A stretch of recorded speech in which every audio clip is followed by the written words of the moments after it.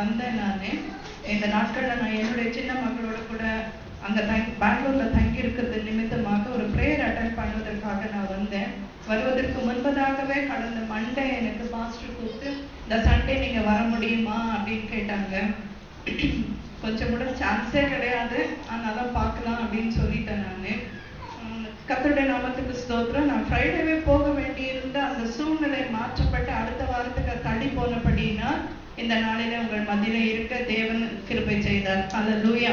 இது அவருடைய சித்தம் என்று நான் மனதார நான் விசுவாசிக்கிறேன். கர்த்தருக்கு நன்றி சொல்லுகிறேன். அல்லேலூயா. இந்த சாதாரணமா நம்ம செய்தி கேட்கணும்னா என்னையும் சேர்த்து சொல்றேன், ஒரு வாக்குத்தத்த வசனம் நமக்கு ஒரு ஆறுதலான வசனம் வருமா, செய்தி தருவாங்களா, நமக்கு ஒரு சமாதானத்தை தர ஒரு பகுதியா நம்ம இந்த நாள்ல தியானிப்போமா அப்படின்னு தான் நம்ம எதிர்பார்த்துட்டு நம்ம வருவோம். வழக்கத்துக்கு மாறாக அப்படியாக நான் எந்த வாக்குத்தத்தத்தை குறிச்சும் நான் சொல்ல போறது கிடையாது, ஒரு சமாதானத்தை குறிச்சும் சொல்ல போறது கிடையாது.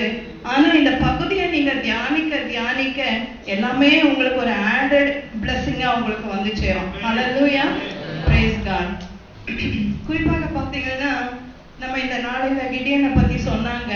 வேதாகமம் கொடுக்க எப்படியெல்லாம் யாருக்கெல்லாம் கொடுக்குறாங்க அப்படின்னு சொல்லிட்டு முதல்ல சொன்ன சாட்சி என்ன, ராஜன். அவரு சிறைச்சாலையில இருந்தப்போ வேதம் கிடைச்சு அதை படிச்சு ரட்சிக்கப்பட்டு இன்னைக்கு ஊழியக்காரனா இருக்கிறாரு. ஹல்லேலூயா. சோ சிறைச்சாலையில இருக்கிறவங்களுக்கு வேதம் எழுதப்பட்ட வேதம் போச்சுன்னா அப்படியே அந்த வேதம் நம்ம கையில கிடைக்கிறதுக்கு சிறைச்சாலையில இருந்து எழுதின ஒரு பகுதியை தான் இன்னைக்கு நம்ம தியானிக்க போகிறோம். ஹல்லேலூயா. Praise the lord. கர்த்தருடைய நாமத்துக்கு ஸ்தோத்திரம். பவுல் அப்போஸ்தலன் நிறைய கடிதங்களை எழுதினாரு. ஏறக்குறைய 13 கடிதங்களை அவர் எழுதினாரு, நிருபங்களை எழுதினாரு. அதுல 9 சபைகளுக்கும், 2 தீமோத்தேயுக்கும், ஒரு புத்தகம் தீத்துக்கும், ஒரு புத்தகம் பிலோமோனுக்கும் எழுதினாரு. அந்த பிலோமோனுக்கு எழுதின அந்த புத்தகத்துல ஏறக்குறைய 25 வசனங்கள் இருக்குது. அந்த 25 வசனம் நம்ம எப்படி படிச்சு இன்னைக்கு தியானிக்க போறோம்ன்றது எனக்கு தெரியல. சமயம் எப்படி இருக்கோ அதை பார்த்து நான் சீக்கிரமா அதை முடிச்சிடுறேன். Praise God. சற்று நேரம் நம்ம ஜெபித்துட்டு அதுக்கப்புறம் நம்ம தியானிப்போம். பல கோடி வார்த்தைகள் நான் கேட்ட போதும் இயேசுவே நீர் பேசும் ஒரு வார்த்தை போதும். பல கோடி வார்த்தைகள் நான் கேட்ட போதும் இயேசுவே நீர் பேசும் ஒரு வார்த்தை போதும். ஓராயிரம் ஜீவன் உயிர் வாழுமே, ஓராயிரம் ஜீவன் உயிர் வாழுமே, உம் வார்த்தையிலே உண்டு அற்புதமே, உம் வார்த்தையிலே உண்டு அற்புதமே. நீரின்றி வாழ்வேது இறைவா, உம் நினைவின்றி மகிழ்வேது தேவா. நீரின்றி வாழ்வேது இறைவா, உம் நினைவின்றி மகிழ்வேது தேவா. ஹல்லேலூயா. அப்பா துதிக்கிறோம், ஸ்தோத்திரிக்கிறோம் கர்த்தாவே. நாங்கள் உலகத்திலே கர்த்தாவே ஒரு நாளைக்கு எல்லாம் கர்த்தாவே எத்தனையோ வார்த்தைகளை நாங்கள் கேட்கிறோம் கர்த்தாவே.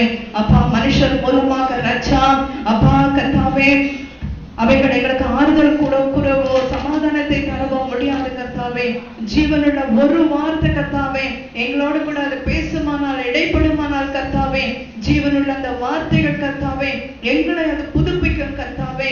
எங்களை கர்த்தாவே அது திரும்ப கட்டி எழுப்பும் கர்த்தாவே. ராஜா அப்படிப்பட்ட அந்த ஜீவனுள்ள வார்த்தைகளுக்காக ராஜா நீர் எழுதி கொடுத்த அந்த வேதத்திற்காக உமக்கு நன்றி. உம்மை துதிக்கிறோம், உம்மை ஸ்தோத்திரிக்கிறோம். இந்த கர்த்தாவே வேதத்தை கொடுத்து அப்பா பணி செய்கிற கர்த்தாவே கிதியோனியர்களுக்காக இந்த வேளையில விசேஷமா நன்றி சொல்லுகிறோம் கர்த்தாவே. அது நிமித்த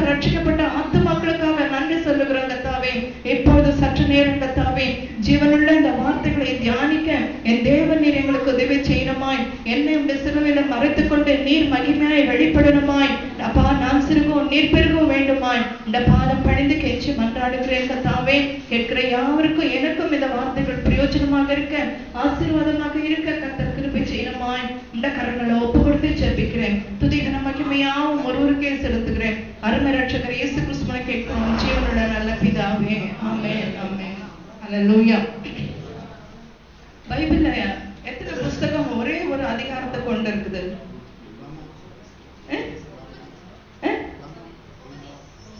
யூதா, ஓகே, ஒரே ஒரு புஸ்தகம். ஒபதியா, சூப்பர், ஓகே.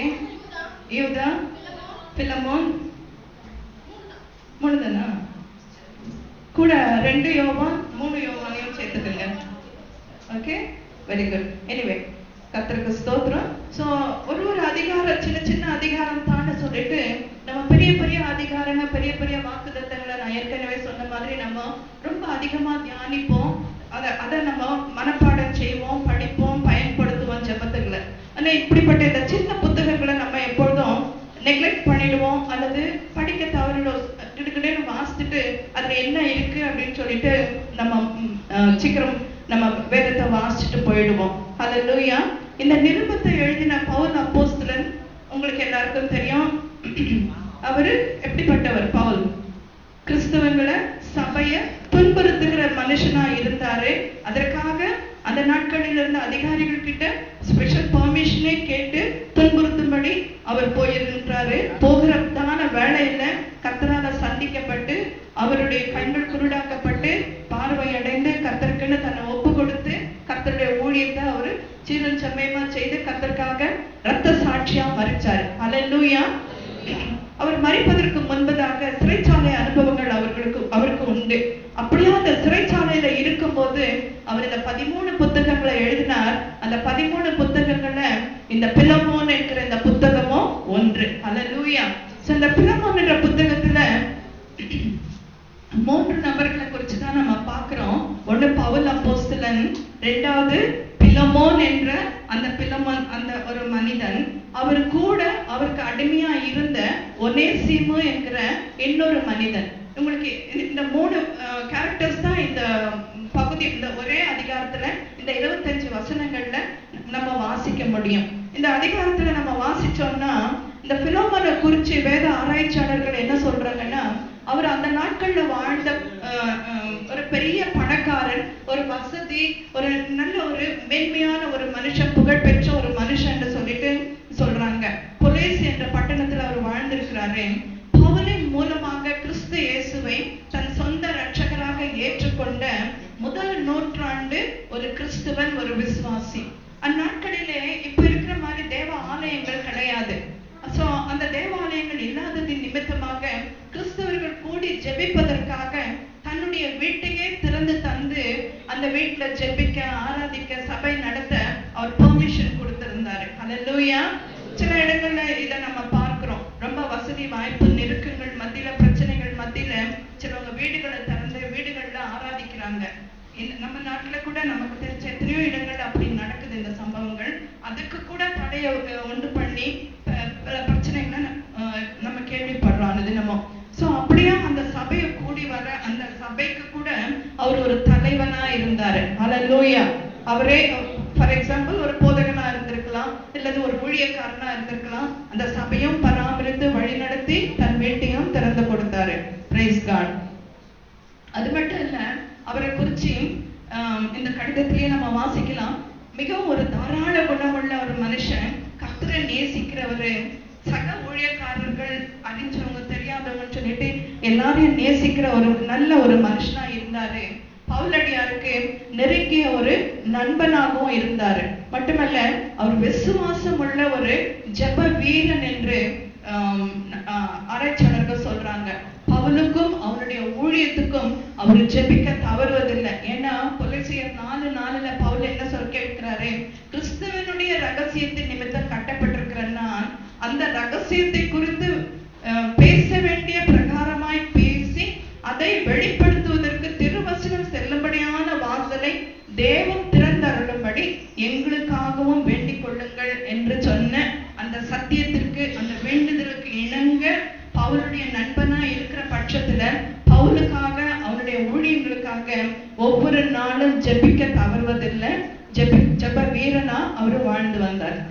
ஹல்லேலூயா.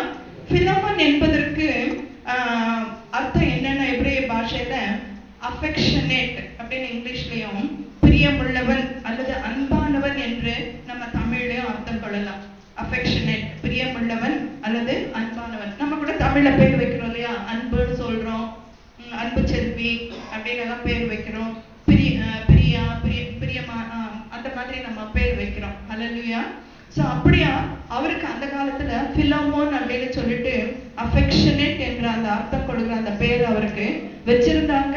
அந்த பேருக்கேற்ப அவரு நற்சாட்சியா ஜீவித்து வந்தாரு. ஹல்லேலூயா. இன்னைக்கு எத்தனையோ பேரு சாந்தின்னு பேர் வச்சிருப்பாங்க, சாந்தமாவே இருக்க மாட்டாங்க, அப்படி கோபமா பேசுவாங்க.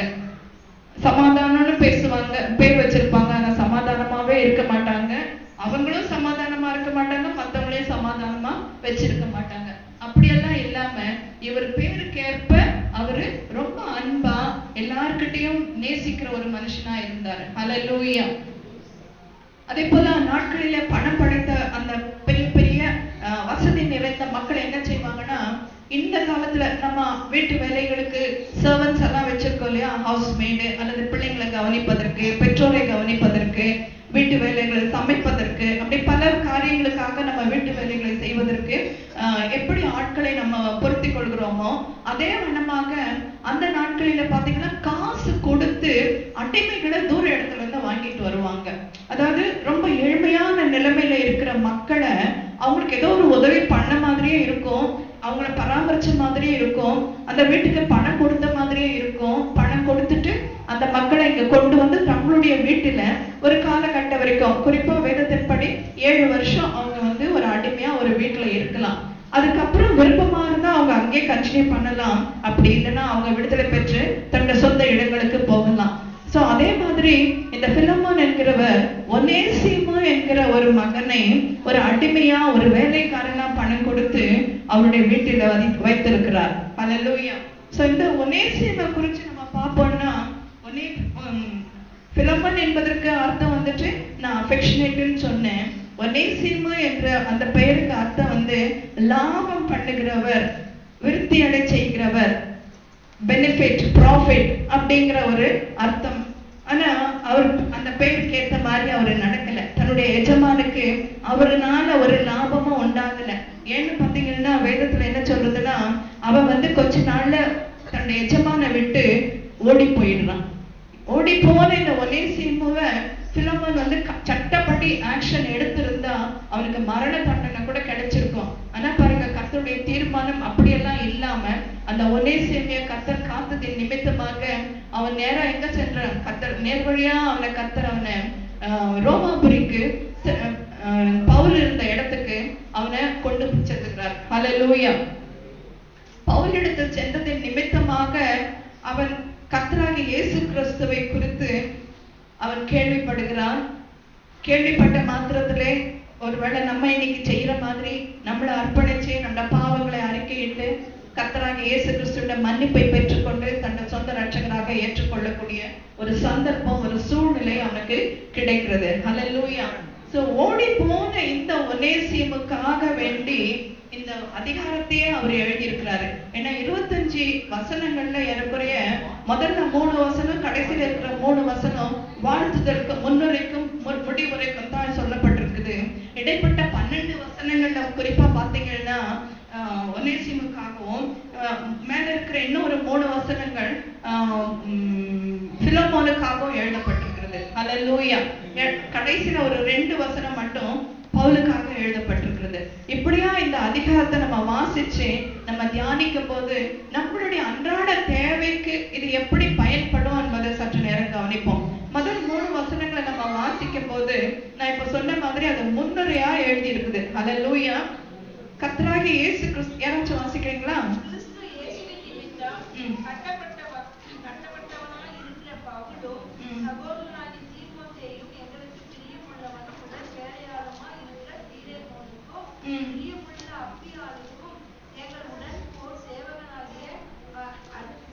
அர்க்கிப்புக்கும்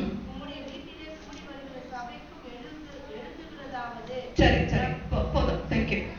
இப்போ இந்த இடத்துல பிரியமுள்ள உடன் வேலையாளுமா இருக்கிற பிலோமோனுக்கும் இது நமக்கு தெரியும். அதே மாதிரி அடுத்ததா பிரியமுள்ள அப்பியாள்னு சொல்றாரு. இந்த அப்பியாள் என்பது பிலோமோனுடைய வைஃப், அவனுடைய மனைவி. அடுத்து எங்கள் உடன் போர் சேவகனாகிய அர்க்கிப்பு அப்படின்னு எழுதியிருக்கு. இவர் யாருன்னா பிலோமோனுடைய மகன். இதற்கு ஆதாரம் கொலோசியர் 4:17 இப்படியா நம்ம வாசிக்கலாம். அர்க்கிப்பை கண்டு நீ கர்த்தரிடத்தில் பெற்ற ஊழியத்தை நிறைவேற்றும்படி கவனமா இருப்பாயாக என்று சொல்லுங்கள் அப்படின்னு சொல்லிட்டு. சோ அவ்வளவு டீட்டெயிலா அவர் ஒவ்வொருத்தரையும் வாழ்த்தி 3வது வசனத்துல அந்த சபைக்கும் சொல்லி எழுதிட்டு 3வது வசனத்துல நம்முடைய பிதாவாகிய தேவனாலும் கர்த்தராகிய இயேசு கிறிஸ்துவினாலும் உங்களுக்கு கிருபையும் சமாதானமும் உண்டாவதாக என்று எழுதுகிறார். சோ அவர் சொன்ன அந்த சமாதானத்தையும் கிருபையும் நானும் இந்த நேரத்துல உங்களுக்கு சொல்றேன். நீங்க வாஞ்சித்தபடி உங்களுக்கு கிருபையும் சமாதானமும் உண்டாவதாக. ஆமென், ஹல்லேலூயா. அடுத்ததாக 4-7 வசனத்தை வாசிக்கும் போது பாத்தீங்கன்னா பிலோமோனை அப்ரிஷியேட் பண்ணி எழுதுறாரு. பிலோமோனுடைய நற்குணங்களை வைத்து அவரை அப்ரிஷியேட் பண்றாரு, பாராட்டுறாரு, புகழறாரு. முதல்ல 3 வசனம் நான் என்ன சொன்னேன், அவங்கள வாழ்த்துறாரு. அவரையும் மனைவி பிள்ளைகளையும் சபையும் கூடி வருகிற யாவரையும் சொல்லி வாழ்த்தி எழுதுறாரு, சமாதானத்தை அறிக்கைகிறாரு. அடுத்த 3 வசனம் 4, 5, 6, 7 4 வசனத்துல பார்த்தோம்னா பிலோமோனை அவரு புகழ்ந்து எழுதுறாரு. ஹல்லேலூயா. கர்த்தராகிய இயேசு கிறிஸ்துவின் இடத்திலும் எல்லா பரிசுத்தவான்களிடத்திலும் உள்ள உம்முடைய அன்பையும் உம்முடைய விசுவாசத்தையும் நான் கேள்விப்பட்டு. பாருங்க, கர்த்தராகிய இயேசு கிறிஸ்து அவர் எப்படி நேசிக்கிறாரோ அதே போல சக விசுவாசிகளையும் அவருடைய சபை மனிதர்களையும் கூட அவர் நேசிக்கிறதா யார் கேள்விப்படுறாரு? பவுல் கேள்விப்படுறாரு. ஹல்லேலூயா. என் ஜெபங்களில் உம்மை நினைத்து எப்பொழுதும் என் தேவனுக்கு ஸ்தோத்திரம் செய்கிறேன். ஹல்லேலூயா. நம்ம யாருன்னா இந்த மாதிரி செய்வோமா? ஏசாமியை ஒருத்தவங்க நேசிக்கிறாங்க, சபை மக்களை ஒருத்தவங்க நேசிக்கிறாங்க, அவங்களை குறிச்சு நம்ம நல்லதா கேள்விப்படும் போது அவங்களுக்காக நம்ம தேவனை ஸ்தோத்திரிக்கிறோமா? உடனே என்ன செய்வோம்? அவன் தானே நேசிக்கிறான், நான் தான் நேசிக்கிறேன், நான் தான் மற்றவங்களுக்கு நல்லது செய்யறேனையோ நம்மளே நம்ம ஒரு விதமான ஒரு பொறாமை எண்ணம் நம்ம கிட்ட வந்துரும். அவங்கள குறிச்சது அவங்க நல்லதா நம்ம புகழ மாட்டோம், அவங்கள குறிச்சு நல்லதா பேச மாட்டோம். என்ன பெரியசா அவங்க மட்டும் செஞ்சுட்டாங்க, நான் கூட தான் செய்யறேன், எல்லாருக்கும் நாங்களும் மற்றவங்களுக்கு நேசிக்கிறேன் அப்படின்னு நம்ம பேசுவோம். இது நம்ம இயல்பு, மனுஷனுடைய இயல்பு. ஆனா பவுல் அப்படி செய்யல. அவருக்காக அவர் தேவனை ஸ்தோத்திரிக்கிறாரு, அவரை பாராட்டுறாரு. ஹல்லேலூயா. இந்த காலத்துல மனுஷருக்கு தேவை ஒரு அன்பா பாராட்டி தட்டி கொடுக்கும் போது அவங்க முடியலனாலும் அதை செய்யறதுக்கு அவங்க முயற்சி செய்வாங்க. ஹல்லேலூயா. உங்கள் 6வது வசனம், உங்களில் உள்ள சகல நன்மைகளும் தெரியப்படுகிறதினாலே உம்முடைய விசுவாசத்தின் அந்நியோன்யம் கிறிஸ்து இயேசுவுக்காக பயன்பட வேண்டும் என்று வேண்டுதல் செய்கிறேன். ஹல்லேலூயா. Praise the Lord. அவர் செய்யற எத்தனையோ நன்மைகளை அவர் கேள்விப்படுறாரு. அந்த நன்மைகளை கேள்விப்பட்டு அவருடைய அந்த விசுவாசம் எப்படியா இருக்கணும் அப்படின்னு பவுல் பிரயாசப்படுறாருன்னா அது இயேசு கிறிஸ்துவுக்காக பயன்பட்டா நல்லா இருக்கும் அப்படின்னு சொல்லிட்டு அப்படி பிரயாசப்படணும்னு சொல்லி அவரு பிலோமோன் கிட்ட வேண்டுதல் செய்கிறார். மன்றாடு வேண்டுதல் செய்கிறது, அதாவது ரிக்வெஸ்ட் பண்றாரு அவர்கிட்ட இந்த கடிதத்தின் மூலமா. சகோதரனே, பரிசுத்தவான்களுடைய உள்ளங்கள் உம்மால இளைப்பாறினபடியால் உம்முடைய அன்பினாலே மிகுந்த சந்தோஷமும் ஆறுதலும் அடைந்திருக்கிறோம். Price God. பரிசுத்தவான்கள் ஒருவேளை ஊழியக்காரர்களா இருக்கலாம், தீர்க்கதரிசிகளா இருக்கலாம், சபை மக்களா இருக்கலாம். அவங்க எல்லாம் இவர்கிட்ட வரும்போது ஒரு இளைப்பாறுதல், ஒரு ரெஸ்ட், ஒரு கம்ஃபர்ட். ஒருவேளை அவங்களை உபசரிக்கலாம். அவருடைய வீட்டுல பெரிய வசதி நிறைந்த அவர் பணக்காரனா இருந்ததுனால அவருடைய வீட்டுல தங்கி இருந்துட்டு போயிருக்கலாம். சோ அப்படியா அவங்களுக்கு ஒரு இளைப்பாறுதல், ஒரு சமாதானத்தை இவர் ப்ரொவைட் பண்ணதுனால அந்த அன்பு, அந்த சந்தோஷத்தினால இவங்களும் பவுல் கூட இந்த லெட்டர் எழுதுற தீமோத்தேயு போன்ற எல்லாரும் கூட ஆறுதல் அடைந்திருக்கிறோம் அப்படின்னு சொல்லிட்டு பிலோமோனை குறிச்சு அவ்வளவு அழகா புகழ்ந்து பேசுறாரு. Praise God. அடுத்தது இவரு 8வது வசனத்தை வாசிப்போம்.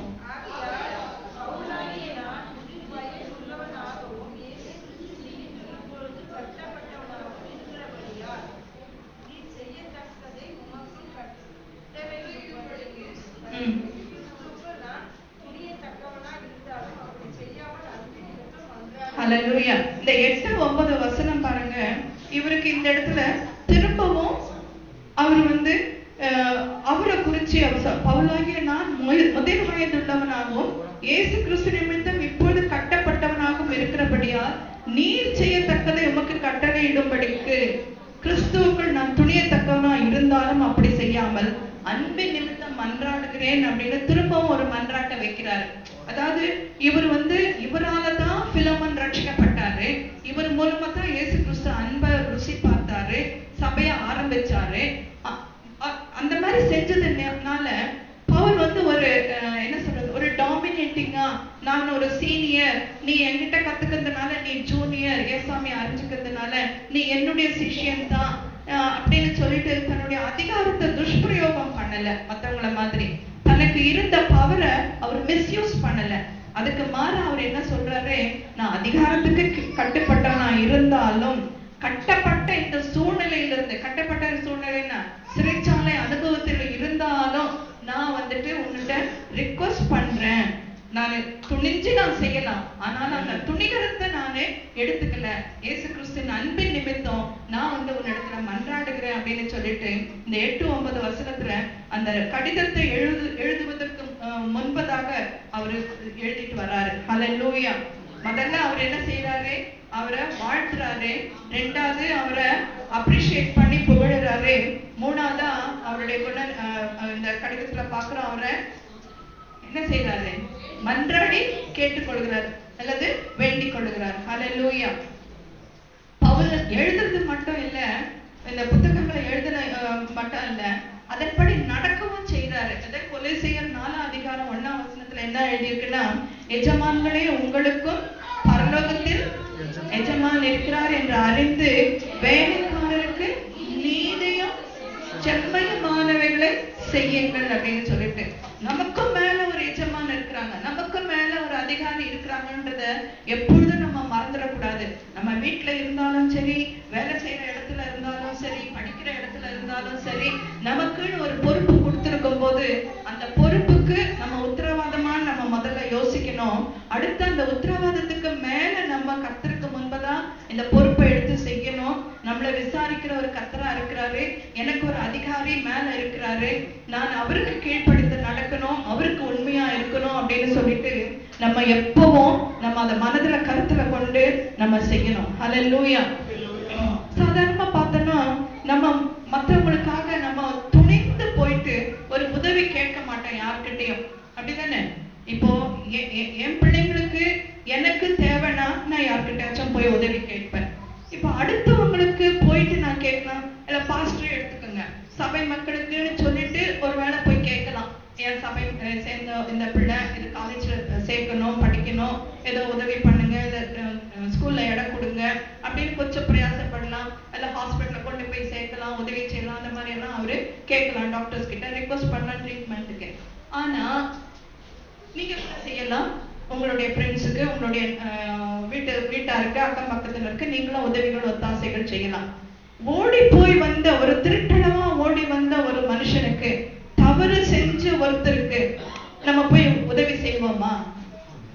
யாரும் நம்ம செய்ய மாட்டோம். இன்னைக்கு இருக்கிற சூழ்நிலையில நான் உண்டு, என் பிரச்சனை உண்டு, என் குடும்பம் உண்டு, என் சபை உண்டு, மிஞ்சி போனா அதை தாண்டி அந்த ஒரு சர்க்கிளை தாண்டி வெளியில போக மாட்டோம். ஆனா பாருங்க, பவுல் அப்போஸ்தலன் அவரே ஒரு சிறை கைதியா இருக்கிறாரு. அந்த சிறையில் இருக்கிற பட்சத்துல ஓடி போன மரண தண்டனைக்கு பாத்திரமான இன்னொரு ஒரு மகனுக்காக அவர் மன்றாடுறாரு, ரெக்கமெண்ட் பண்றாரு, ஒரு ரிஸ்க் எடுத்து ரெக்கமெண்டேஷன் கொடுக்கிறாரு இந்த லெட்டர் மூலமா. ஹல்லேலூயா. அப்படிப்பட்ட ஒரு முன்மாதிரியான ஒரு வாழ்க்கையை பவுல் அப்போஸ்தலன் வாழ்ந்து காட்டியிருக்கிறாரு. ஹல்லேலூயா.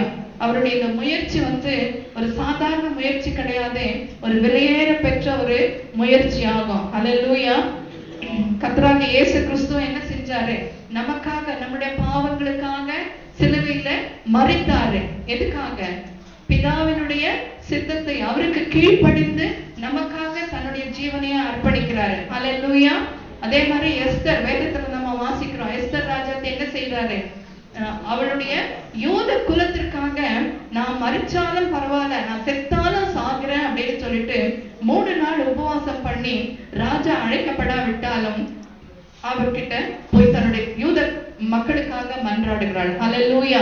இப்படி ஒரு சில பகுதிகளில நம்ம வாசிச்சாலும் அதெல்லாம் நம்ம நடைமுறை வாழ்க்கையில நம்ம கையாளுவது இல்லை. அதுதான் பரிதாபத்துக்குரிய ஒரு சிச்சுவேஷன். ஹல்லேலூயா.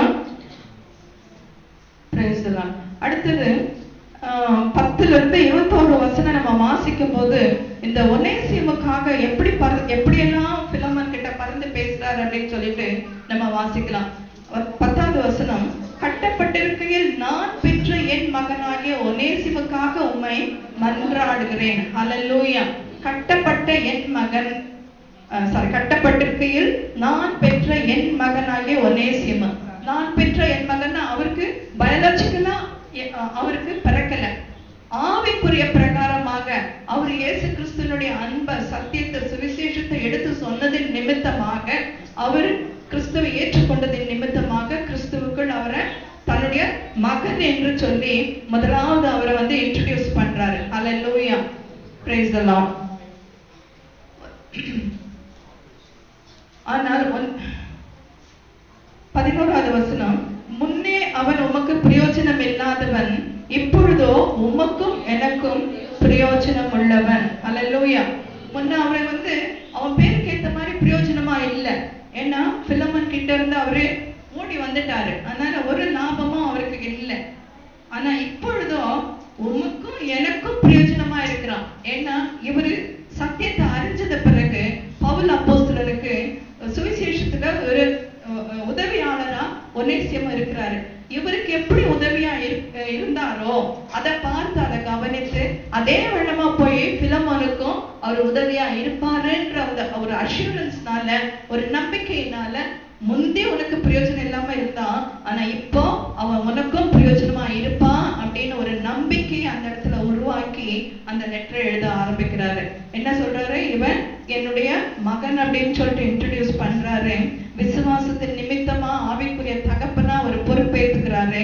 அடுத்ததான் உமக்கும் பிரயோஜனமா இருப்பான் அப்படின்னு சொல்லிட்டு, முன்னால நஷ்டப்பட்டிருந்தாலும் அதை மனசுல வைக்காத அப்படின்னு இன்டைரக்டா சொல்லாம சொல்லி காட்டி அந்த இடத்துல எழுதியிருக்கிறாரு. ஹல்லேலூயா. ஒருவன் கிறிஸ்துவுக்குள்ள இருந்தால் அவன் புதிய சிருஷ்டியா இருக்கிறான், பழையவர்கள் எல்லாம் ஒழிந்து போயின. ஹல்லேலூயா. அப்படியே ஒனேசிமனுடைய பழைய காரியங்கள் எல்லாம் மறக்கும்படி அந்த இடத்துல வலியுறுத்துகிறார். Price God. அடுத்தது 12-13 வசனத்தை நம்ம வாசிக்கும் போது, என்னுடன்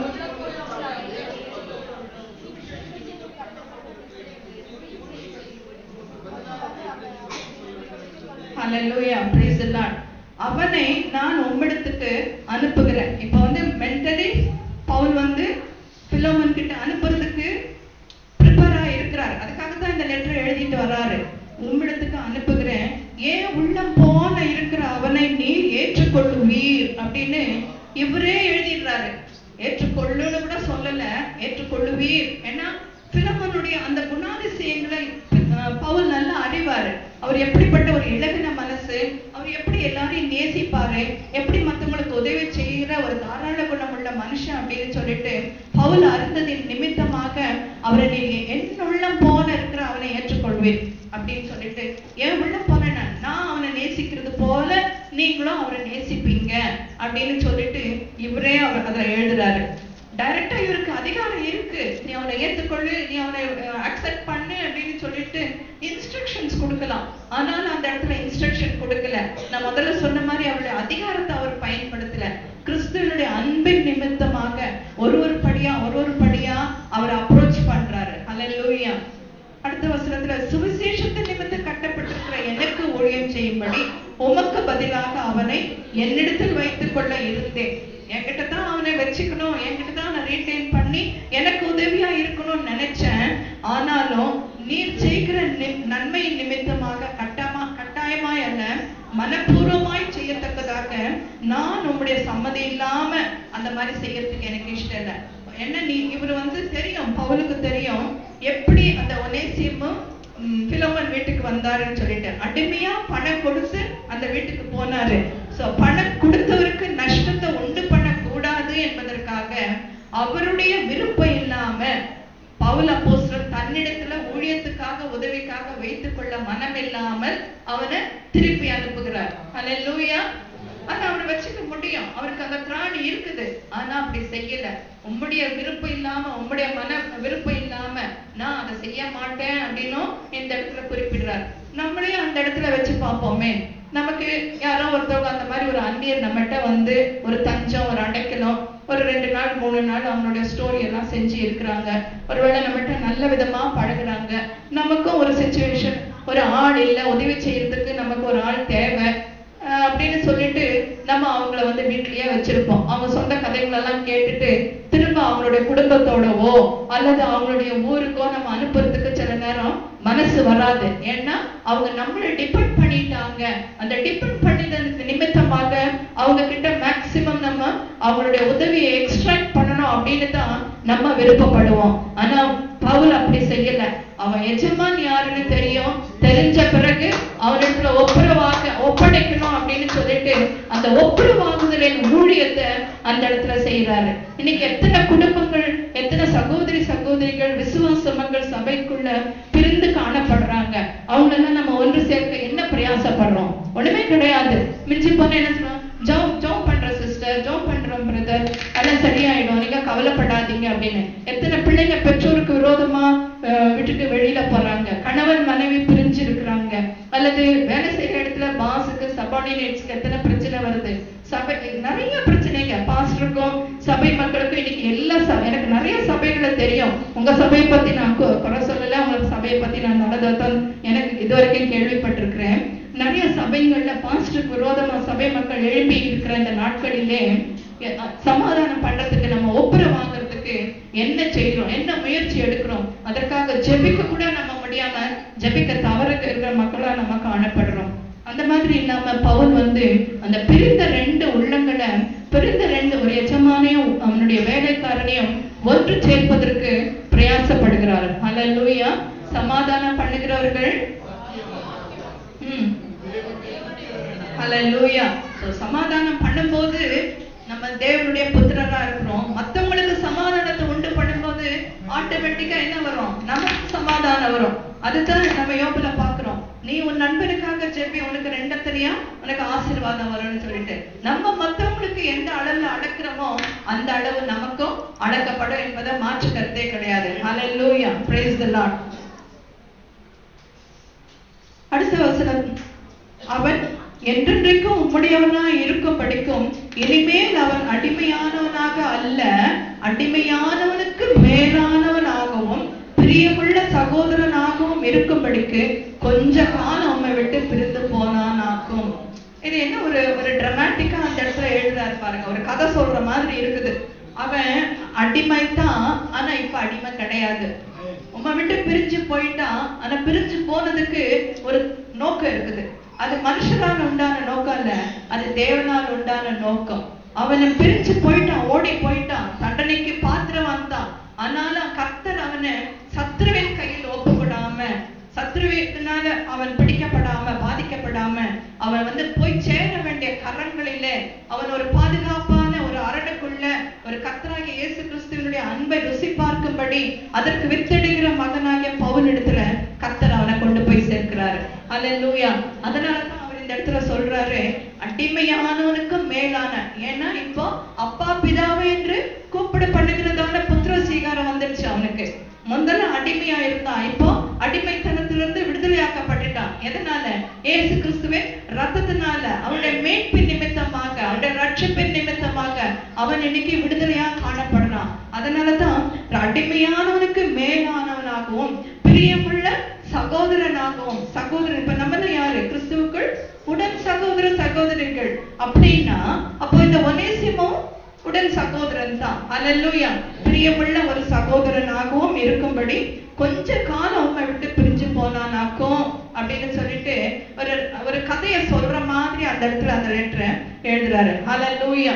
எவ்வளவு ஒரு யோசனையோடு ஒரு சிந்தித்து அவர் அந்த பிலமோனுக்கு பவுல் வந்து தூர இடத்துல சிறைச்சாலையில இருந்த போதிலும் ஒரு ஆலோசனையா, ஒரு அறிவுரையா, கடினமான சொற்களை பயன்படுத்தாம அன்பு நிறைந்த வார்த்தைகளோடு சித்தரித்த அழகா எழுதியிருக்கிறாரு. ஹல்லேலூயா.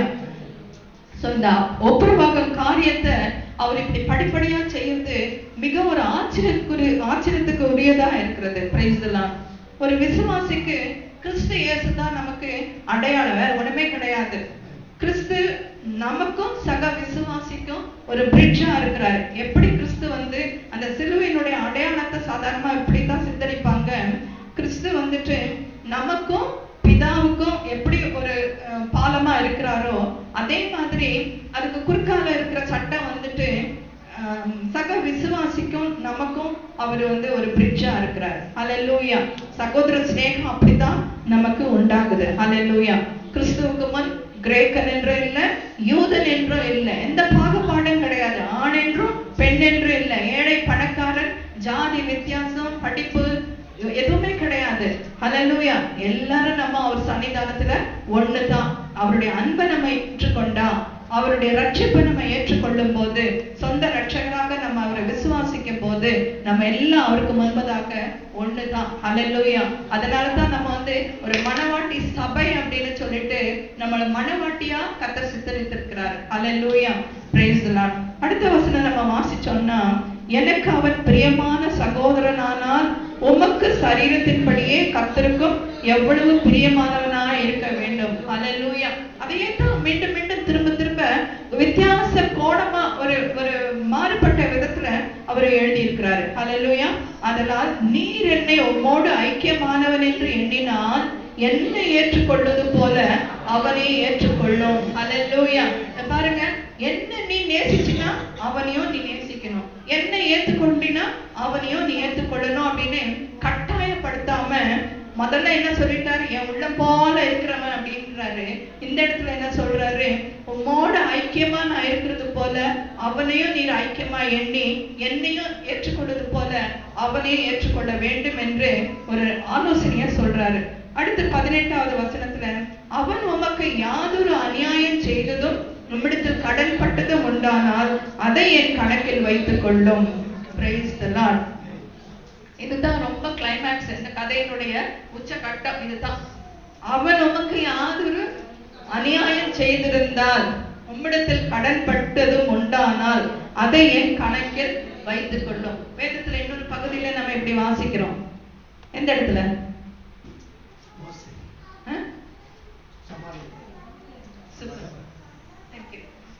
குட் சமாரிட்டன், நல்ல சமாரியன்.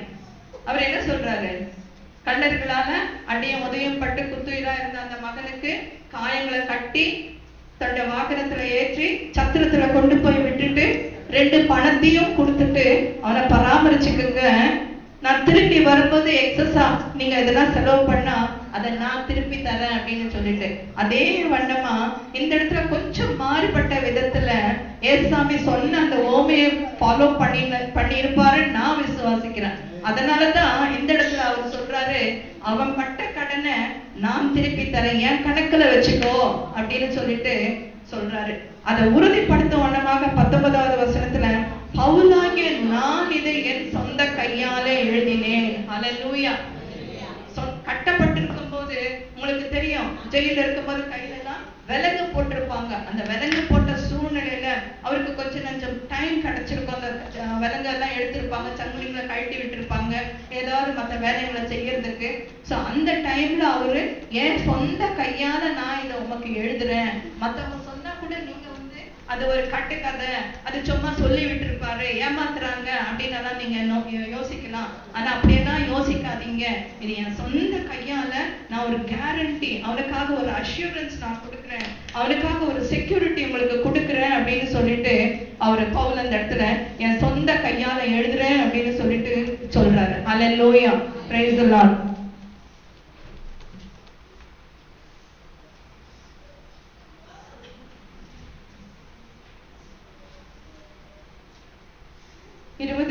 வசனத்தை நம்ம வாசிச்சோம்னா, ஆம் சகோதரனே, கர்த்தருக்குள் உம்மாலே எனக்கு பிரயோஜனம் உண்டாகட்டும்.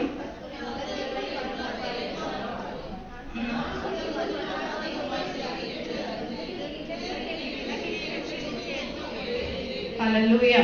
முதல்ல அவர் இன்னொரு இடத்துல குறிப்பிடுறாரு, இதை ஏற்றுக்கொள்வீர்னு சொல்றேன் அப்படின்னு எழுதுறாரு. இந்த இடத்துல இணங்குவீர் அப்படின்னு சொல்லிட்டு ஒரு அஷூரன்ஸோட அவர் எழுதுறாரு. ஹல்லேலூயா. கர்த்தருக்கு உம்மாலே எனக்கு பிரயோஜனம் உண்டாகட்டும். இவனை ஏற்றுக்கொள்றதுனால பவுலுக்கு என்ன பிரயோஜனம்? ஒரு எஜமான் ஓடி போன அவனுடைய வேலைக்காரனை அடிமைய மீண்டும் அவரிடத்துல ஒப்பு கொடுக்கிறாரு. அது நிமித்தம் இவருக்கு என்ன பிரயோஜனம்? கர்த்தருடைய ஊழியத்தை செய்யறாரு. அந்த ஒனேசிமோவை ஒரு திக்கற்றவனாக விடல. அவருக்கு ஒரு நம்பிக்கை, இவனும் சேர்த்து 2 பேருமா சேர்ந்து அவங்க ஊழியத்தை செய்யும் போது அவர் இன்னும் ஆசீர்வாதமா இருப்பார் அப்படின்னு. ஒருவர் 1000 பேரை திருத்துவார், இருவர் 10,000 பேரை திருத்துவார்கள். அப்படியா வேத வசனத்தின்படி 2 பேரும் இணைஞ்சு ஒருத்தருக்கு பாவத்தை ஒருத்தர் மன்னிச்சு ஒருத்தருக்கு ஒருத்தர் நேசிச்சு அவங்க இணைந்து ஊழியத்தை செய்யும் போது இன்னும் அந்த ஊழியம் சிறப்பாக செம்மையா இருக்கும் அப்படின்னு சொல்லிட்டு அவர் விசுவாசிக்கிறாரு. விசுவாசத்தின் நிமித்தமாக தான் போட்ட அந்த விதை ஏற்ற சமயத்துல வளர்ந்து கனி கொடுக்கும். அந்த நிமித்தம் அவருடைய உள்ளம் சமாதானமாகும். சுவிசேஷம் இயேசு சாமி பத்தி எல்லாரும் அறிந்து கொள்வாங்க அப்படின்னு சொல்லிட்டு அவருடைய பிரயாசம் பலன் கொடுக்கும் அப்படிங்கிற அந்த ஒரு பிரயோஜனத்தை முன்னிட்டு அவர் இப்படியா இந்த இடத்துல எழுதியிருக்கிறாரு. ஹல்லேலூயா. நான் சொல்லுகிறதுலும் அதிகமாய் செய்வீர் என்று அறிந்து இதற்கு நீர் இணங்குவீர் என்று நிச்சயித்து உமக்கு எழுதியிருக்கிறேன். ஹல்லேலூயா. இப்படி ஒரு ஸ்டெப் பை ஸ்டெப்பா அழகா அந்த பிலோமோனை வந்து ஒரு நம்ம சின்ன பிள்ளைங்களை ஏமாத்துறோம் இல்லையா? நீ நல்லா இருக்கிற, நீ குட் பாய், நீ குட் கேர்ள், நீ அம்மாவுடைய செல்லம் அப்பாவுடைய செல்லம், நான் சொன்னா இதை செய்யடா அப்படின்னு எல்லாம் நம்ம ஏமாத்துறோம்ல. அந்த மாதிரி அவ்வளோ பெரிய மனுஷனை, வசதி வாய்ப்புகள் எல்லாம் நிறைஞ்ச அந்த மனுஷனை, ஒரு சபையை நிர்வகிக்கிற அந்த மனுஷனுக்கு எப்படியெல்லாம் பாருங்க ஸ்டெப் பை ஸ்டெப் அந்த ஒரு அடிமையை அவர் ஏற்றுக்கொள்ளணும் அப்படின்ற ஒரு மனப்பான்மையோடு அந்த ஒரு குறிக்கோளோடு மன்றாடுகிறாரு, அப்ரோச் பண்றாரு. ஹல்லேலூயா. எப்படிப்பட்ட கடின இருதயமோ இப்படியெல்லாம் அப்ரோச் பண்ணும்போது கண்டிப்பா இழகி போயிடும். ஹல்லேலூயா. அதான் அன்பு சகல பாவத்தையும் மூடுன்னு சொல்லிட்டு நம்ம வேதத்துல வாசிக்கிறோம்.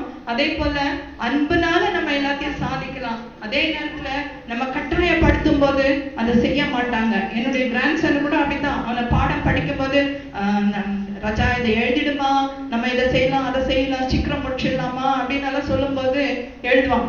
அது எழுதி முடிச்சிருக்கிறேன், 5 நிமிஷம் உனக்கு டைம் கொடுக்குறேன்னு சொன்னாக்கா செய்யவே மாட்டான். அவன் அப்படியே உட்காந்துட்டு ஏதாவது அவனை கிரிக்கிட்டு அவனுடைய சொந்த ஸ்பேஸ்ல அவன் டைம் எடுத்து 5 நிமிஷம் எழுதுறத அதை அரை மணி நேரம் கூட வச்சுட்டு உட்காந்துருப்பான். சோ அந்த மாதிரி தான் பிள்ளைங்களை மாதிரி தான் பெரியவங்க எல்லாரும் விசுவாசியும் கர்த்தரை ஏற்றுக்கொண்டவர்களோ ஏற்றுக்கொள்ளாதவர்களோ எல்லாருடைய மனப்பான்மையும் மனப்பக்குவமும் அப்படிதான் இருக்குது. ஹல்லேலூயா.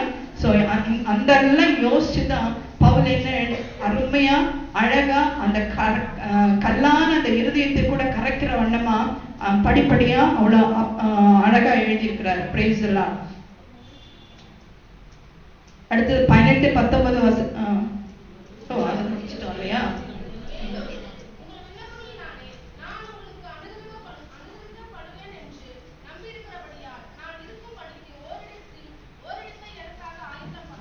ஹல்லேலூயா. அதாவது இவ்வளவு முதல்ல வந்துட்டு பிலோமோனுக்காக முதல்ல அந்த 6-9 வசனத்துக்கு அவர் அப்ரிஷியேட் பண்ணி அந்த இடத்துல நீ செய்யற ஒவ்வொரு காரியமும் கிறிஸ்து இயேசுவுக்கு பயனுள்ளதா இருக்கும்படி செய்யன்னு சொல்லிட்டு மன்றாடுறாரு. அடுத்த 10-21 வசனம் வரைக்கும் அவரு ஒனேசிமுக்காக மன்றாடுறாரு. அப்புறம் பாத்தீங்கன்னா அந்த கடைசி அந்த 2 வசனத்துல தனக்காக மன்றாடுறாரு. எதுக்காகன்னா அவரு சிறைச்சாலையிலிருந்து அங்க போகும்போது, கொலேசு பட்டணத்துக்கு போகும்போது அந்த பிலோமோனுடைய வீட்டில தங்கி இருந்து கர்த்தருடைய ஊழியம் செய்வதற்காக தனக்காக ஒரு இடத்தை ஆயத்தம் பண்ண வேண்டும் என்று சொல்லி அவருக்காக அவர் வேண்டிக் கொள்கிறாரு. ஹல்லேலூயா. அந்த வேண்டுதல் வந்து ரொம்ப சிம்பிளா இருக்குது. அதுக்கு அடுத்த 3 வசனம் பாத்தீங்கன்னா என்னோட கூட காவலில் எப்பாப்பிராவும் மார்க்கு, அரிஸ்தர்க்கு, தேமா, லூக்கா உமக்கு வாழ்த்துதல் சொல்லுகிறார்கள். நம்முடைய கர்த்தராகிய இயேசு கிறிஸ்துவின் கிருபை உங்கள் ஆவியினுடனே கூட இருப்பதாக ஆமென் என்று சொல்லி கடைசியில அவங்கள வாழ்த்தி முடிவுரை சொல்றாரு. ஹல்லேலூயா. இது நிமித்தம் நம்ம என்ன புரிஞ்சுக்கிறோம் அப்படின்னு சொன்னா, நம்ம நேசிச்சு மத்தவங்களை நம்ம கர்த்தருடைய அன்பால அவங்கள உபசரிக்கணும். அடுத்து அவங்களுக்கு தேவையான இக்கட்டான நேரத்துல அவங்களுக்கு உதவி செய்யணும். பிரிஞ்சு போயிருக்கிறவங்க, தப்பு பண்ணவங்களை நம்ம துச்சமா எண்ணக்கூடாது. ஏன்னா நம்மளும் மனுஷர் தான், நம்மளும் தவறுவர்கள் தான், நம்மளும் பலவீனம் உள்ளவர்கள் தான். யாருமே 100% நான் நீதிமான், நான் பர்ஃபெக்ட்னு சொல்றதுக்கு இங்க ஒருத்தருமே கிடையாது. இயேசு கிறிஸ்துவை தவிர மனிதனா பிறந்த எல்லாருமே வந்து ஏகமாய் நம்ம பாவம் செய்து நம்ம விழுந்து கிடக்கிறோம். விழுந்து போன நம்ம மீட்பதற்காகத்தான் இயேசு கிறிஸ்து வந்தாரு. சோ ஆக நம்ம ஒருத்தர் விழுந்து போனாலும் தவறு செஞ்சாலும் அவங்கள தாங்கி அவங்கள அவங்கள மன்னித்து அதை மறந்து அவங்கள நேசிச்சு அவங்கள என்கரேஜ் பண்ணும்போது, அவங்கள ஒப்புரவாக செய்யும் போது கர்த்தர் அதற்கான பலனை நமக்கும் தருவாரு, நம்மையும் ஆசீர்வதிப்பாரு என்பதுல சந்தேகமே இல்லை. சோ இந்த 25 வசனங்களை எத்தனை பேரை பத்தி பார்த்தோம்? Paul, Philemon, Onesimus. Alleluia, praise the lord. கர்த்தர் உங்களை ஆசீர்வதிப்பாராக. ஆமென்.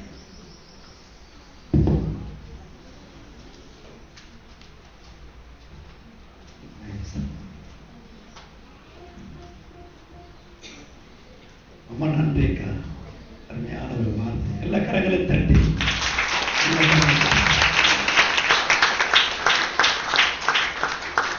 எத்தனை பேரோட ஆண்டவர் பேசியிருக்கு. அல்லேலூயா. இதுதாங்க நம்ம சபை, இதுதான் நம்ம சபையா இருக்கணும். ஒருவரை ஒருவர் என்ன பண்ணணும்? ஏற்றுக்கொள்ளணும். ஒருத்தருக்காக ஒருத்தர் நிற்கணும். ஒருவருக்காக ஒருவர் பரிந்து பேசணும். நான் அவங்களுக்கு மேல நிக்கணும்ன்றது இந்த சப்ஜெக்ட் இல்லை. அதிகாரம் இருந்தாலும் அந்த ஸ்தானம் இருந்தாலும் நான் என்ன ரெக்வஸ்ட் பண்ணி தான். இந்த பிலமோன் புத்தகத்தை படிச்சாக்கா அழுகுதான் வரும், அழுகுதான் வரும். அவ்வளவு அன்பு நிறைந்திருக்கிற ஒரு புத்தகம், அவ்வளவு பரிவு பாசம் நிறைந்திருக்கிற ஒரு புத்தகம். ஒரே ஒரு அதிகாரம் தான், 25 வசனம் தான். ஆனா இத்தனை காரியத்தையும் கர்த்தர் நமக்கு இன்னைக்கு நமக்கு சொந்தமாக்கி கொடுத்திருக்கிறார். அல்லேலூயா. யார் யாரையும் தூக்கி எறிஞ்சிடாது, யார் யாரையும் உதாசீனப்படுத்தாதீங்க. மூச்சில் அடிச்சது போல யாரையும் என்ன பண்ணிடாதீங்க, எதையும் சொல்லிடாதீங்க. ஏன்னா நம்ம எல்லாத்திலையும் கரெக்ட் இல்லை. சொல்ல ஒத்துப்பீங்களா? ஒத்துப்பீங்களா? நான் ரொம்ப எல்லாத்திலையும் நானு ரொம்ப கரெக்ட் இல்லை, குறைவு உண்டு. எல்லாருக்கிட்டையும் பழகணும். இன்னைக்கு உறவுகளை இன்னைக்கு துச்சமா மதிச்சு எவ்வளவு கீழ்த்தரமா பேசணுமோ அவ்வளவு கீழ்த்தரமா பேசணும். ஆனா பைபிள் படிப்போம், ஜெபம் பண்ணுவோம், ஆவியில நிரம்புவோம், அபிஷேகத்துல நிரம்புவோம். ஆனா உறவை அவ்வளவு துச்சமா மதிப்போம். வேண்டாம், வேண்டாம், வேண்டாம் சிஸ்டர். உறவுகளை கனப்படுத்துங்க, உறவுகளோடு சேர்ந்து நில்லுங்க, உறவுகளை மதியுங்க, சேர்த்து பிடிங்க. அல்லேலூயா சொல்லமா? அல்லேலூயா. சேர்ந்து நில்லுங்க, பிரிச்சிடாதீங்க. சகோதரன் சகோதரனுக்குள்ள ஒரு கஷ்டம் வந்தாக்க பிரிச்சிடாதீங்க. இன்னும் பேசி பேசி வெந்த பொண்ணுல ஏற்கனவே வெந்து போயிருக்கும், அதுல இன்னும் விட்டு கொடுக்காதீங்க. சகோதரிகளுக்குள்ள ஒரு கஷ்டம் இருக்கும், பிரிவினைகள் இருக்கும். இன்னும் சொல்லி சொல்லி சொல்லி பிரிச்சு விட்டு இதெல்லாம் நீ குளிர் காயின்னு நினைக்காத. ஒரு நேரம் உன் வீடு பத்திக்கிட்டே எரியும், உன் வாழ்க்கை பத்திக்கிட்டே எரியும்.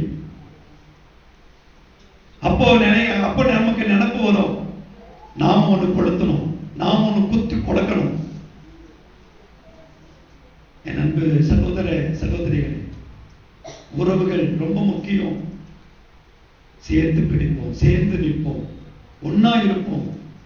விழுந்து போனவங்களே, ஒடுங்கினவங்களே, ஏதோ விதத்துல தவறி போனவங்களே, அவங்க குறைகளை பேசி பேசி பேசி பேசி அவங்களை ஒன்னில்லாத ஆக்குறதை விட பவுலை போல ஒநேசிமுக்காக பிலமோன் கட்ட நின்னது போல நாம் மற்றவங்களுக்காக நிற்போம்.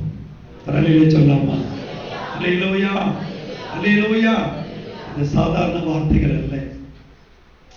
நான் சொல்லுவேன், இந்த நாளுக்குரிய இந்த நாளிலே கர்த்தர் நம்மையும் சபையையும் நேசித்து கர்த்தர் கொடுத்த வார்த்தை. ஒரு முறை கரங்களை உற்சாகமாக தட்டி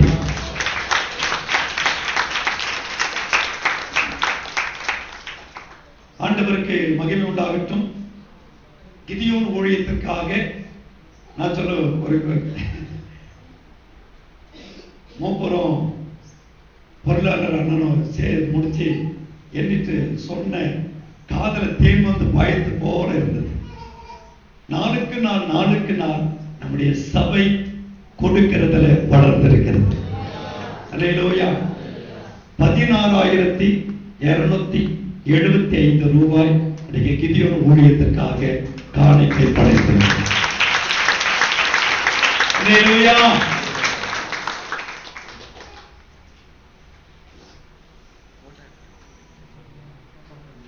சபையின் சார்பாக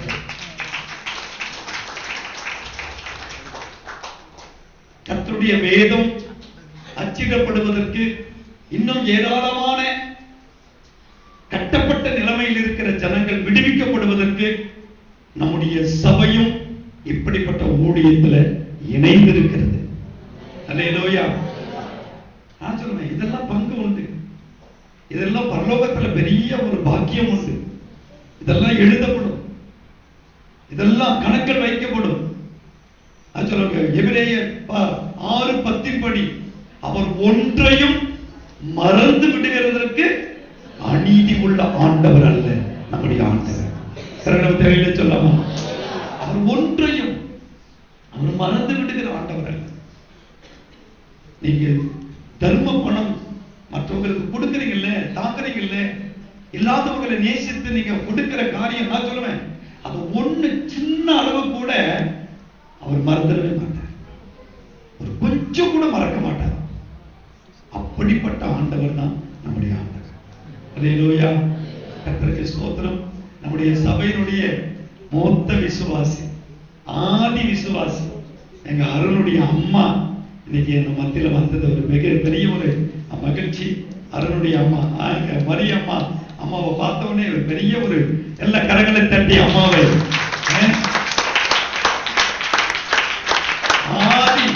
ஆதி அன்பு. நான் சொல்லுவேன், ஒரு நாள் அந்த முஸ்லிம் ஹைஸ்கூலுடைய ரவுண்டான அங்க வெளியில பார்த்த உடனே, பாஸ்டர் என்னைக்கு நம்ம சபைதான் பாஸ்டர், நான் எப்பவுமே உங்க சபைதான், நான் உங்க ஆத்மா தான். நம்ம இந்த தாய் வீடு நான் எத்தனை தூரம் நான் போனாலும் இதை மறப்பதற்கு என்னால் முடியாது. நான் அங்கதான் வருவேன்.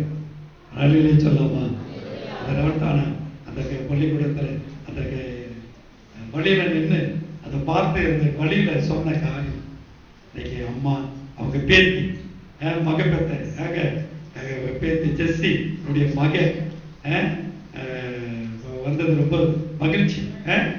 பிள்ளைய தேவன் ஆசீர்வதிப்பாராங்க. எல்லாம் எழுந்து நிக்கலாமா? எல்லாம் எழுந்து நிக்கலாம். ஆண்டவருடைய நாமம் மகிமைப்படுவதாக.